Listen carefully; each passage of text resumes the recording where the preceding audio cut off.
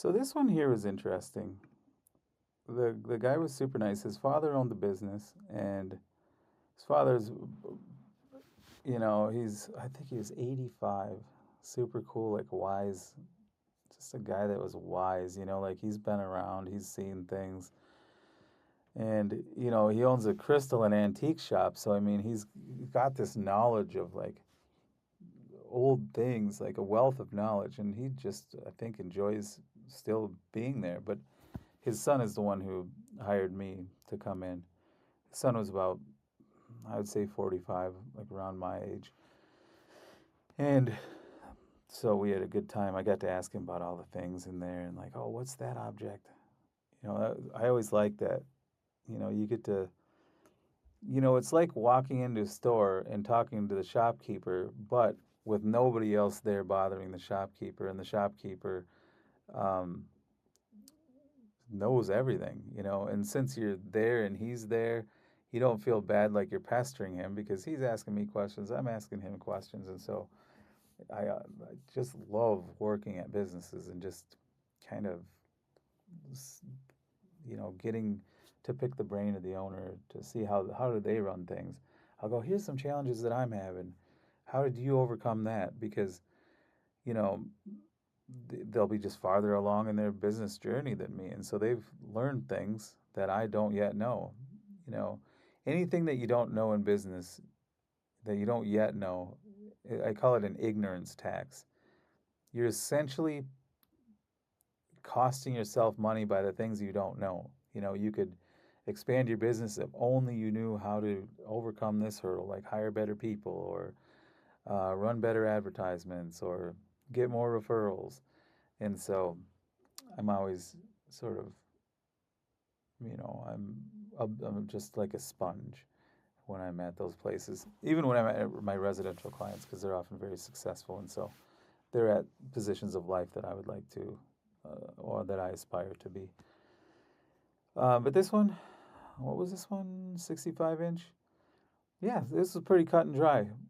Metal studs, of course, like in all commercial locations, and then conceal strip. This right here, I can't remember what that was, but obviously that wasn't part of the TV installation. Man, I can't remember what that cord was. It's been a little bit, but that wasn't a thing they were going to get concealed. They were either taking that out or something like that, but they could just push it down. I don't remember, but this was a cut and dry one. But as far as like, like I write about it here.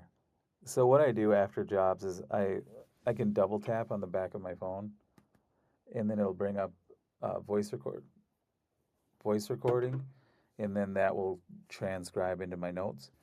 And so, because I'll forget things otherwise, I'll forget cool nuances of the job that I could share on here. Um, but this one, it's one of those situations where this this was the back office space where they had, instead of the really nice displays out in the display area where, you know, regular customers would be, this had just all the stuff that they didn't yet have cataloged and out on the shelves yet. And so my whole thought is like, I don't want to bump any of these objects that are just a bunch of them sitting on tables and other spots on the floor, just because it needed to be, checked in or however they run their inventory system, and then priced and makes its way out into the main, showroom area. So I was like, I don't know what this stuff costs, but I know I don't want to bump into any of it. And so, the best way to not make a mistake is not put yourself in a position to make a mistake. And so I carved out my little area and I just stayed in that area, I didn't wander around.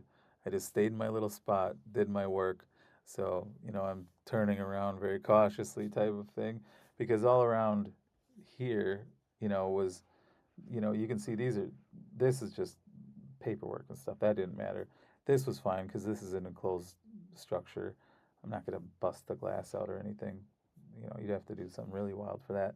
But all around the rest of the area was just inventory that Some might not be expensive, some mildly expensive, some really expensive. I don't know. I didn't ask, but I didn't want to ever find out. And so I always have fun in those situations, though. I always feel like it's all right, now you got to be on your game. Because this job on its own I don't even have to think at all. It's just autopilot.